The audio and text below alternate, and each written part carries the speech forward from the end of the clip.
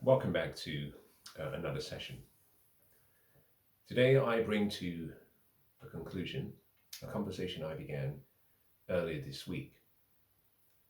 I titled the theme as Relationships the Men Should Avoid, and for the past four sessions, I have covered single mothers. Today, the fifth, I bring the whole conversation about single mothers to a close. As I start today's session, perhaps I should begin by giving you what will be a useful analogy, something to compare what you will hear from me over the next few minutes with. Um, if I presented you with two options, assuming that you are a young man or a young woman, irrespective of sex, I presented you with two options. You had about £40,000 to buy the car of your dreams. Let's assume in this particular instance, the car in question is a Mercedes. I take you to a parking lot.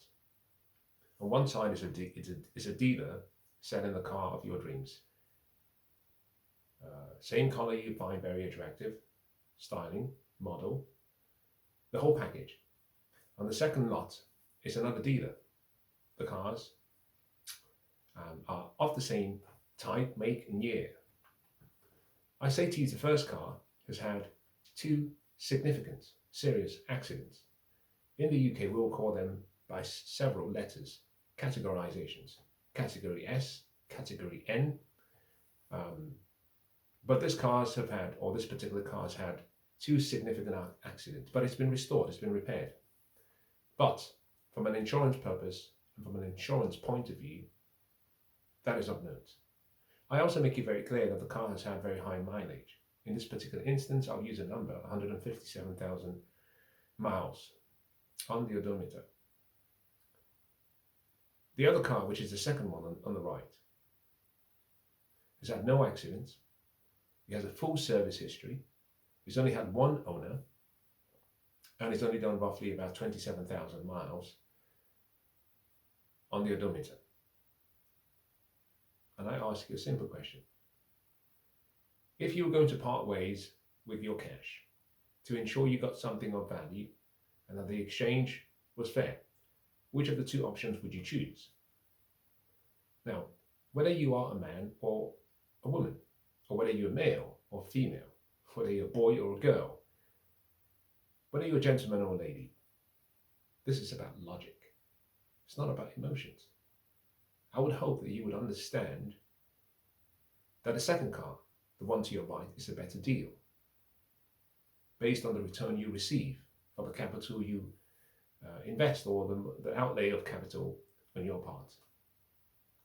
I use the same analogy when comparing single mothers. A woman who's had no children will be similar with a car on the right. A woman who's had multiple children will be similar to the one car on your left. A woman cannot compete against her childless self. She just cannot, both in beauty, in chastity, in experience, in the ability to pair bond with another man. In a sexual marketplace, her sexual marketplace value will be much lower if she's had multiple partners and had children. The older she is, the lower her value in the marketplace. From a reproductive fertility perspective, her value declines also because her womb has been used multiple times and you have risks of complications and possibly the potential that she may not be able to reproduce for another man or the man that she wants to be with. From a non-sexual marketplace value, we say her value is much lower, primarily that she did not make marriage a requirement before she decided to bring a child into this world for a man who chose not to stay. Now, with those examples and with that analogy in mind, let's begin today's session as I bring this to a close. Most men who accept single mothers fall into two categories, or two or more categories. It's important for me to start by saying, I don't hold women responsible. They've paid a price, they've made a decision. I hold men completely responsible. When relationships fail, I always look to the men. We always look to the fathers. we always look to the husbands.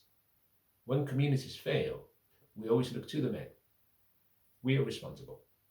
A man, therefore, who decides by choice, by his free will, to go into a relationship, knowing full well that the relationship he's about to, in this particular instance, bond with, is a bad deal. I hold such men responsible. Let me say this, and I hope this does not come across as being very calloused and having no emotions. Any man worth his salt, any man of value, any man who understands his man and himself, generally speaking, does not want to pick up another man's mistakes, does not want to be involved with another man's leftovers, does not want to be involved with another man's one-night stands and pleasure moments, does not want to be responsible for picking up the garbage from another man, generally speaking. The men who pick up the litter are generally supposed to be lower value men. Now keep that in mind, because I'm speaking to the guys now. What that simply means that is, if you are a young man and you're choosing by choice and by intention to go into a relationship for which, recognizing all the liabilities involved, you will be held responsible for another man's responsibility, mistakes, garbage, and one night meanderings. If you choose such a relationship, you're indicating to the world, to other men, to the group, that you are a lower value man. You're a man of lower value. But more importantly, you're also saying that the man who refused to stay, or the man who refused to stay, were wiser than you are. And you, by choosing to stay and take on that responsibility, which is not yours, that you have no future, you have no purpose, you have no goal, you have no drive, you have no ambitions, you bring nothing to the table, that you're willing to accept leftovers. If I came to you and I said to you, here's another simple question, example, and I said to you, well, there's a car for sale. The car has been involved in multiple accidents. It's on the market for £2,000. However, it does not have any service history. It does not have any MOT. And you can have it for free. I would hope that if you have any sense of the importance of your life, any sense of your potential future, I would hope if you have goals and dreams and a vision of the future, that you would turn down that deal. Now, usually in investing, the first question we ask is, what's the price? Because the price determines whether the deal is good or bad. A good asset can be a bad investment. A bad asset can be a good investment at the right price. A good asset can be a bad investment if it is overpriced. In this particular instance, I would hope that if you were buying the car purely for the purpose of driving the car, not to resell the car, because to resell the car, you could take it for free and sell the parts to people who want the parts and make some money. But let's assume the only condition with that purchase would be that only you get to drive the car, and it's only for going from point A to point B and back, wherever that A or B might be. I would hope that you would suggest to the person trying to sell the car that your life is quite important, and that the fact that the car has no service history and has no service, and the car has no MOT, which means it's no longer roadworthy, and the history that the car has had multiple very severe fatal accidents, would suggest to you that your life is too important.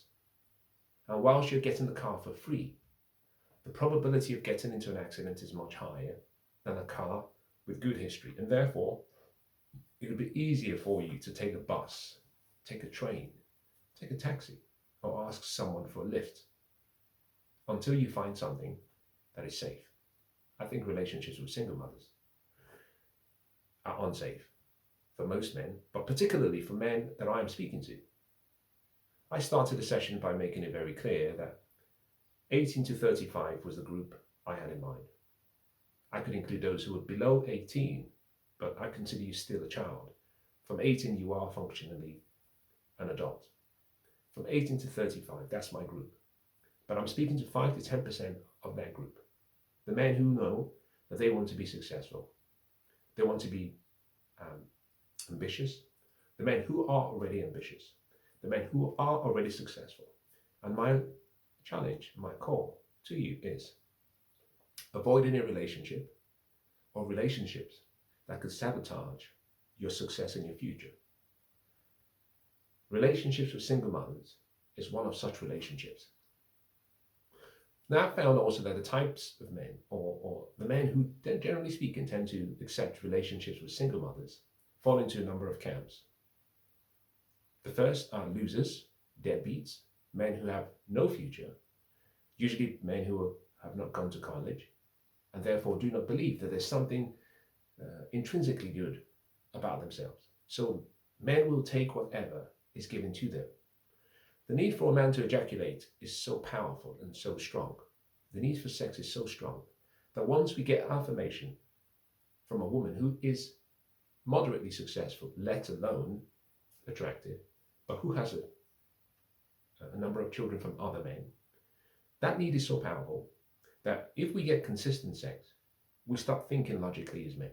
And if that sex is good, we go into cuckoo land. We believe that we could take a whore and make her into a housewife.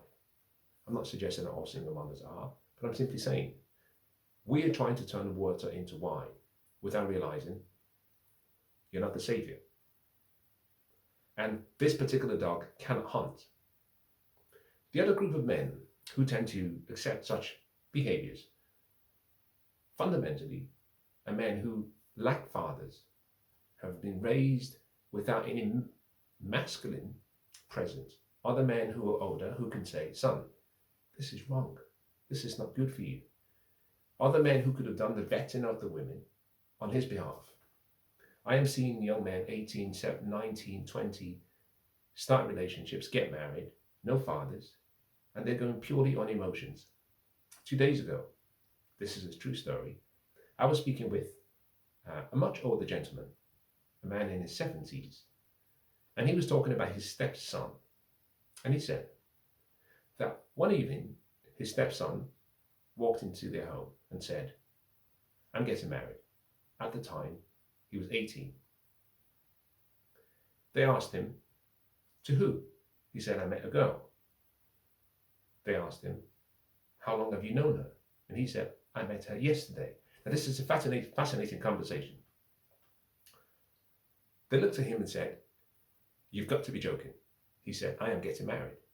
Now, the stepfather, obviously not being the father, his voice and his opinions didn't matter and carry much weight. The boy in question got married. A year and a half later, he was divorced. He left the woman for another woman, moved in with the second woman, and got the second woman pregnant. Less than a year later, after the woman had had a baby, or less than a year after the woman had had a baby, he left the second woman for another woman and got married to her again. By age 23, this young boy had been involved with 3 women who he had been either cohabiting with or married to, and he had multiple children from these women. His father was never in the frame. The stepfather came into the picture too late, and therefore the stepfather did not carry much weight. So I tend to see most of this mistakes being committed by men who have no fathers, men who have not been taught from a young age about the importance of structure and discipline, and the importance of knowing how to vet relationships, and understanding that some relationships are supposed to be short-lived, sometimes for an hour, sometimes for 2 hours, sometimes for a week. Not every woman who opens her legs is supposed to be your woman for keeps, irrespective of her baggage, for a lifetime. Now, the third group, unfortunately, more pronounced in the West, are men that I consider to have the feminine software. I call them beta males. In the West, and I've spoken about this over several sessions, about 80%, there's an 80-20 split. 80% of men in the West fall within the category of beta males, feminine males. Why? Most of these men were raised over the past 60, 70 years. They were taught that masculinity was something to be ashamed of. Many of these men were raised without fathers. They were raised by mothers. They were feminized. A lot of these boys were even taught to sit down when taking a piss. And so they have grown up believing that there's nothing wrong with a woman who was raised or who had a child out of wedlock. Why? Because their mothers did the same. And so most men in the West, 80% will fall under the category of men who think that is perfectly acceptable. 20% are more masculine in their thought process, and they still wear the masculine frame. So what you tend to find is, I'm speaking to the minority here, which is why I said at the start that my idea is 5 to 10% of the men who really want to be successful. Already, I am at a disadvantage. Only 20% of all men in the UK, for example, will fall under that category of having the right masculine frame, having structure, having boundaries, having a vision, having discipline, and understanding that masculinity is to be admired. Most men in the West, and most men in England and Wales, and Scotland, and Northern Ireland, are weak men. So, it's perfectly fine. They will say, well, you can't judge someone by their past. Well, these men do not also want to be judged by their futures. This is a strong correlation.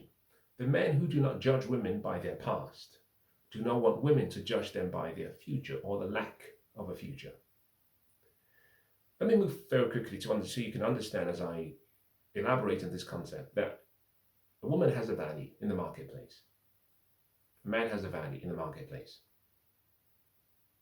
A man who is not competitive and driven and successful, both academically and scholastically and financially or business-wise or good with his hands, is considered by most men not to be planting his seeds properly and harvesting his seeds in abundance.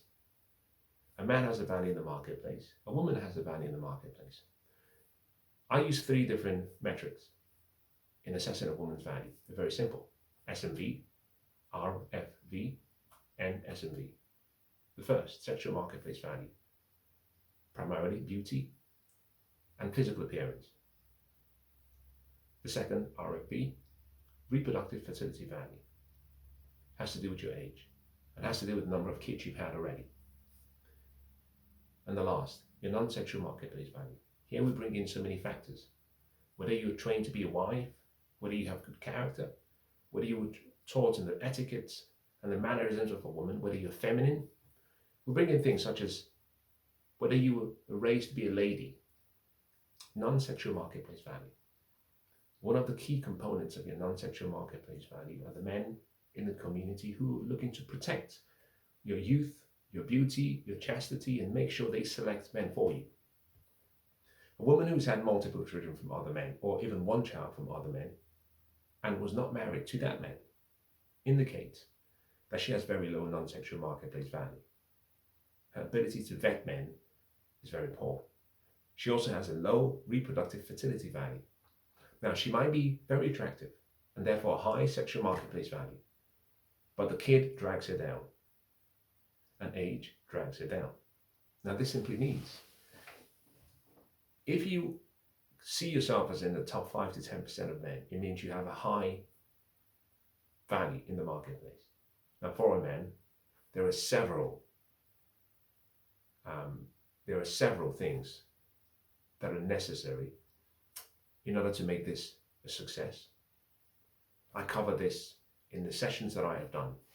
You might want to look at my playlist and see the playlist that I titled How to Assess a Man's Value, or a Man's Value.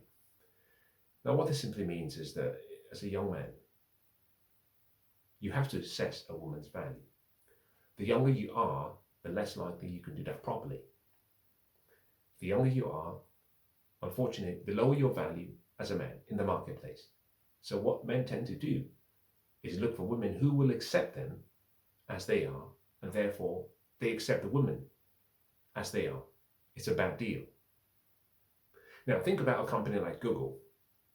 Assuming I walked up to the founders at the start and I said, well, both of you are quite young, and both of you are looking for $2 million to kickstart this company. So I'm going to pay you $3 million and I will own 100% of the company. Or better still, I'll make it fair. I will own 90% of the company, but I will pay more than what you want.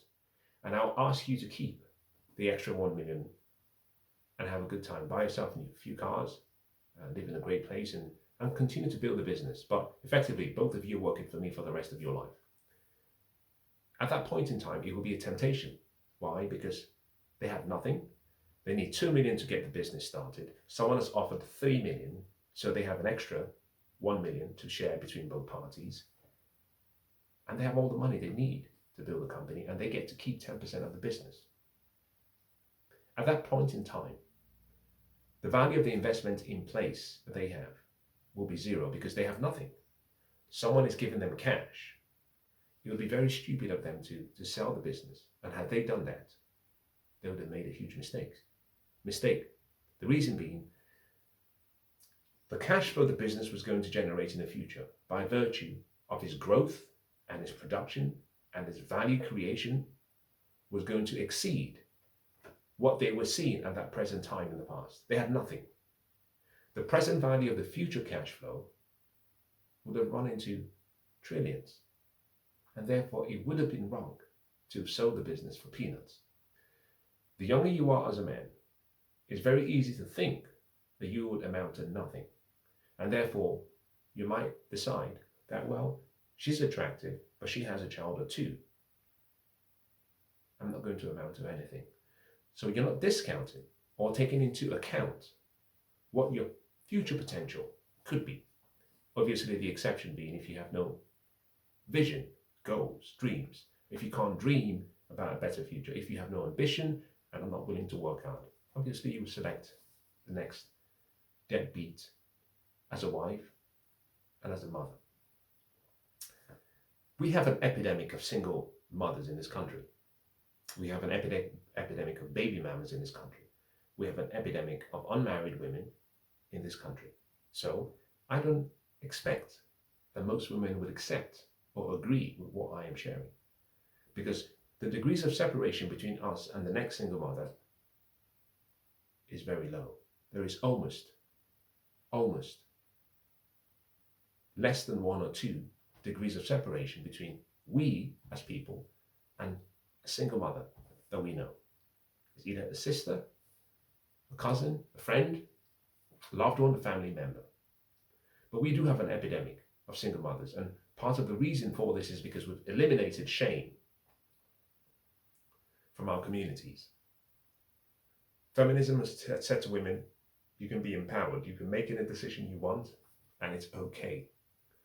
And men who come behind and say, we will take you with all of your baggage, and we will raise another man's bastard. An emotionally charged word, but one I use because that's what it is. Raise another man's bastards, take care of another man's leftovers, mistakes, another man's walk-ins. Men who do such are lower value men. As a matter of fact, they fall into the 3 categories I mentioned. You're either dating a beta male, a man who's feminine, raised to be feminine, has no backbone or structure, a man who did not have a father in his life and therefore knows no better, or a man who's a loser and has no future and unfortunately will amount to being a deadbeat. You get to choose. You see, women who were raised to be wives and women who had a high non-sexual marketplace value, taught in the right way to protect their chastity and their purity, do not have children out of wedlock and do not keep children out of wedlock at the point where they realize that the 25 or 23 forms of birth control in place and available did not work. You see, women who were raised properly understand the importance of pair bonding. As a matter of fact, I have something to say. Women who are baby mamas or single mothers and who've had children out of wedlock, there's a lower probability of pair bonding with a man who comes afterwards, because there are no new memories or experiences. You've done everything with another man. You've lived with another man, you've traveled with another man, you've had sex with another man, you've had multiple sexual partners with multiple men, and then you've reproduced for another man. And you carry the seed of the man you reproduced for. So as you look at that child, you do not see the face of your would-be husband. You see the face of a man. Sometimes a man who you intentionally got pregnant to trap him or keep him, or a man you decided to get pregnant for because you needed his money. Or sometimes a man you fell in love with out of naivety, and he walked away having told you he was there just for fun. Women who were raised to be wives do not have children out of wedlock. It's really that simple. And I have seen so many women make this mistake. And the point here is, the younger the woman is, the more harsh we have to be. A woman who is approaching 30 and 35, having been failed or having gone through the process of recognizing the failure of the ideology of feminism that taught her to delay all of her important life decisions, especially family, and wait until she was 35. Upon approaching 35, recognizes that there are no men who are interested in her. There are good men, but they do not want you. She might take the option of saying, well, I may as well have a child. I'll go get some IVF because I want to be a mother, and I've come to the realization that I really want to be a mother, and I don't want to be alone. I am more tolerant and forgiving of such women, despite the outcome being the same with regards to the outcomes for the children. But I'm more tolerant of such women than I am of a woman who is 18. Reason being, a woman who's 35 has a lower sexual marketplace value. She has a lower value in the marketplace. A woman who's 18 has the highest value because more youth, purity, chastity, and higher reproductive fertility chances. So for that younger woman to toss away all of her value for a deadbeat, I hold her more responsible in making poor decisions compared to the older woman. The older woman may have gone through life and at least avoided bringing another child into the world. The younger woman, and I do not use youth and being young and dumb, I don't use that. I hold people responsible based on outcomes. And I also hold not just the person, but the people who should have been around that young woman, telling her, don't do this, young girl. This will end badly. Now, let me conclude by talking about exceptions. I have said, with every rule, there are exceptions. The exceptions actually do not disprove the rule. There are circumstances whereby a man can choose to marry, to go into long-term relationships, cohabitation, civil partnerships with a single mother or woman that has had a child from another man. The first, men who are 45 up to 50 and above. The reason is simple. You have to understand this statement. You have to go back and study my tenets. Between 18 and 35, I say to young men, put your head down. Study, graduate, go to college, graduate, and work hard. From 23 to 30, with stuff in your face with work, learning, developing skills, developing the right attitude, saving, investing, and building for the future. When you turn 30, between 30 and 35, that is the 8 years of failure. Start that business, pursue that purpose and path that is a calling in your heart. You need to fail. You need about 10,000 hours of trying. Between 30 and 35 is your years of failure, so that you can develop your masculine frame, so you understand what you like, what you do not like, and really you can understand how fallible you are. So that when the pressure of responsibility comes from fatherhood or husbandhood, you do not take the path of least resistance. At 35, if you followed the process and you stayed faithful to your vision and your goals and your dreams, you get to choose. I give you an extra 10 years. 35 to 40, you should be able to have the best because you've actually delayed gratification and therefore you deserve all that life has to offer. The reason I choose men from 45 up to 50 and above is simply because so that you have had 10 years to try. Now, it never really works always. But at 45, or men who are 50 and above, there's a level of grounding than most men have. Perhaps your relationships have not worked, or perhaps you've achieved all of your dreams and you just really want to have someone who is nice. That woman or that person might come with baggage, but you've achieved enough. You've done everything, and maybe you just want to be a father. You're not too concerned about if it's yours. You'll be happy if it's yours. But in any case, you're emotionally mature and you've lived life. Number two, men with preformed families. You've already had your children. A marriage, it didn't work. You have one or two, and you meet a woman who has one or two, and what you're trying to do is create a blended family. Both of you are therefore slightly comparable on children. Not comparable based on your past and your futures, but comparable based on what you bring to the table as a blended family. It becomes easier. Number three, women with sons. I frown upon men who date women who have daughters. I have nothing against women who have daughters, but the complexity is not thought through, both by men or by women. Let me give you a good example. You have a daughter who is 7.5, 8. She's very soon will be coming to puberty, and she's been raised without a father present. You've raised her as a single mother. Did you know that daughters who are raised without a masculine presence in the house, a father particularly, go into puberty at a much higher rate than other girls who are raised in a two-parent family? There's something about a man's presence, especially if that woman, girl, I should say, comes into contact with a driven, successful, ambitious man.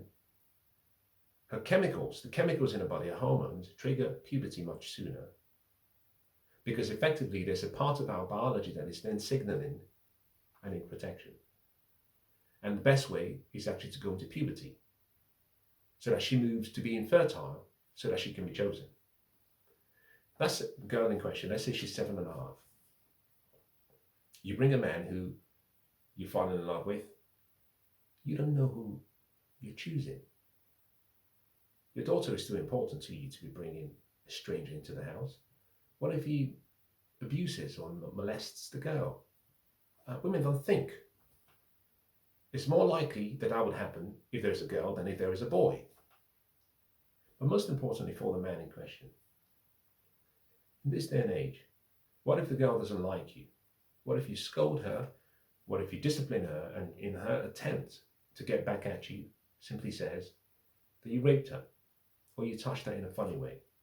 Recognize that the court system is such that you're guilty until proven innocent. And with such matters, most men are never given the opportunity to prove their innocence. It's too much of a liability. Hence, I simply say, if you are over 45 and you choose to date a woman who has a child and a daughter, the daughter has to be much older and as close to 18 as possible. Now this brings me to the next, which is women who have children, but the children are 18 years and above. The reason is simple. They've left home, you can have a great time with her. There will be some costs, but you don't have the risk of being accused of doing something you never did. You don't have the risk that the children's fathers and his purpose and vision will be clashing with yours in your house. There is no risk that you have to feed everyone all the mouths. You may have to pay tuition fees, support them, but they are functionally adults. And here's the most important and attractive part of that whole statement. The family court system cannot hold you responsible because they are above 18. You see, a young man who meets a woman who has a child. I started this series from something similar. A young man met a woman, 2 children, both children below 2. And I said to him, do you realize that if you stay with that woman and the children start to see you regularly, within 6 months they'll form a bond with you and they'll call you father. And if you walk away at any time, even if you were not married, she can go to the court system and the courts will say that the children have come to see you as father and therefore you should provide for them for the next 18 years, 216 monthly payments. The cost is huge. Now, the other exceptions are men who are wise enough to vet the fathers that those women reproduce for. This is something most men do not talk about. I don't want to date a woman who reproduced for a man who is a lesser man than I am. I wouldn't do it. I hope you wouldn't. And that requires that I meet that man and I vet him. How you go about vetting is not a conversation for today. And finally, the last exception, widows and orphans. Widows and orphans, always we make an exception for. We look after the widows and we look after the orphans. They fall into a different category. Now, I hope today's session has been useful, but I'll conclude by simply saying as follows. A controversial take, but true nonetheless. In the dating marketplace, the motivations for men is sex. In the relationship marketplace, the motivation for men is long-term companionship. Young boys, young men, conflate both marketplaces. When you go into the dating marketplace, you're looking for sex. Short-term and fun. We make a mistake as young men when we stay too long. I do not recommend, although there is a school of thought, and a valid one that says, well, single mothers are supposed to be for fun only, it's leisurely time, having a great time, and fair exchange is not robbery. If you want sex, you can have it. I recommend men do not even date for short-term single mothers. Why? If you're dating a woman who has made the mistake already of reproducing for another man, she's a poor judge of character. She kept the first baby, she will keep the second baby. She's looking for a stepfather. And whilst the sex might be great, all it takes is one mistake. The condom slips, breaks, or is pricked, and suddenly you're hooked for the next 18 years. So I recommend most men just avoid one-night stands and sex with women with babies from other men. The risk is too great. And as for long-term relationships, you shouldn't be contemplating that except you fall into the exceptions that I've just mentioned. Now, I hope this has been of some help. Now, in the sessions to follow, I'm going to now expand on relationships that men should avoid. I'll talk about every other thing other than what I've shared so far. There are relationships that men should avoid with other men. There are relationships that men should avoid, single men should avoid with single unmarried women. There are relationships that men who want to be successful should avoid with family members. There are relationships that men who want to be successful should avoid with themselves. Until next time,